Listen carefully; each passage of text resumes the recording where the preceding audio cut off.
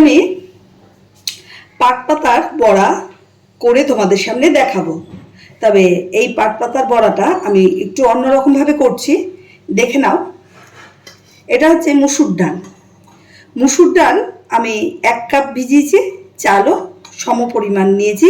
চালটা হচ্ছে গোবিন্দ ভোগের চাল, দেখতেই পাচ্ছ, এই দেখো। তাই এটা আমি ভিজিয়ে রেখেছিলাম, তাই এটা ভিজে উঠেছে। আর নিয়েছি হচ্ছে মিষ্টি, হলুদ, নুন, কালো জিরা। এখানে পাট পাতা ধুয়ে রেখে দিয়েছি। আর এখানে নিয়েছি আদা আর কাঁচা লঙ্কা। তো এবার আমি কিভাবে করছি তোমরা দেখে নাও। মিক্সির বাটিতে আমি এই মুসুর ডালটা সম্পূর্ণটা দিয়ে দিচ্ছি, দিলাম। এর মধ্যে আমি দিয়ে দিচ্ছি চালগুলো। আমি এই চাল ধোয়া জলটাও দিয়ে দিলাম। স্বাদ অনুযায়ী আমি নুন দিয়ে দিচ্ছি, আর একটু মিষ্টি দিয়ে দিচ্ছি। মিষ্টি ছাড়া ভাজাটা ভালো লাগবে না, তবে আপনারা যদি মনে করেন আপনারা মিষ্টি খান না, তাহলে মিষ্টি নাও দিতে পারেন। আর অল্প একটু হলুদ দিয়ে দিলাম। 1 কড়ের মতন আদা আমি কেটে রেখেছি, সেটা দিয়ে দিলাম। আর ঝাল আপনারা যেমন খাবেন তেমনই দেবেন। তা আমি এখানে 5টা লঙ্কা দিয়ে দিলাম। এবার এটা দিয়ে আমি পেস্ট করে নেব।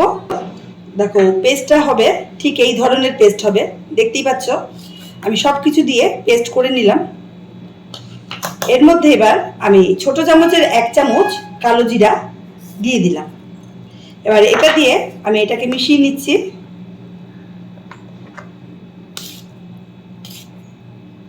তাহলে আমার ব্যাটারটা তৈরি হয়ে গেল।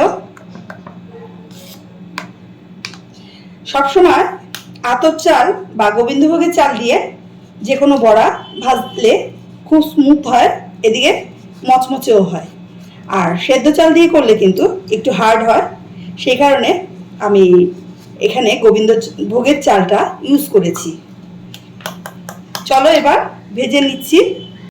পাট পাতাগুলো আমি অনেকক্ষণ ধরে ভিজিয়ে রেখেছিলাম জলে, ভালো করে ধুয়ে নিয়েছি। ধুয়ে দেখো, প্রত্যেকটা পাতার শিরগুলো আমি, এই যে পাট পাতার শির আছে, ডাঁটগুলো আমি এগুলো ফেলে দিয়েছি। তাই বেছে আমি তোমাদের দেখাচ্ছি, তাই কীভাবে করেছি সেগুলো তোমাদের বলে দিচ্ছি। এবার এই পাট পাতাগুলো একসাথে এইভাবে 4-5টা করে পাতা আমি একসাথে নিয়ে নেব, এরকম করে নেব। তারপরে আমি ব্যাটারে চুবিয়ে চুবিয়ে ভেজে তুলব। গরম হয়ে গেছে।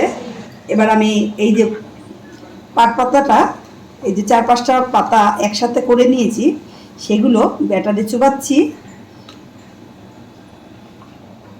এবার আমি তেলে ছেড়ে দিচ্ছি। আগুনটা আমার মিডিয়াম ফ্লেমে রাখবো। দেখো, এইভাবে চুবিয়ে নেব।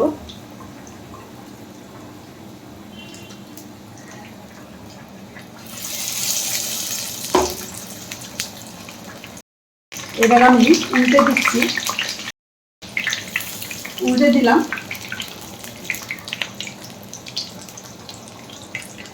ভীষণ মুচমুচে আর খাস্তা হবে, দেখতেই পাচ্ছ ফুলে উঠছে।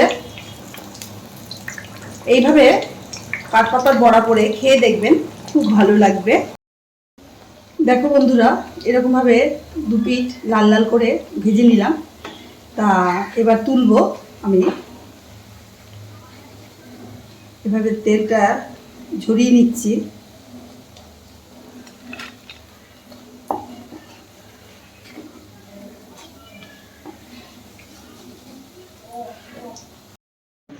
দেখো বন্ধুরা, তৈরি হয়ে গেল পাট পাতার বড়া।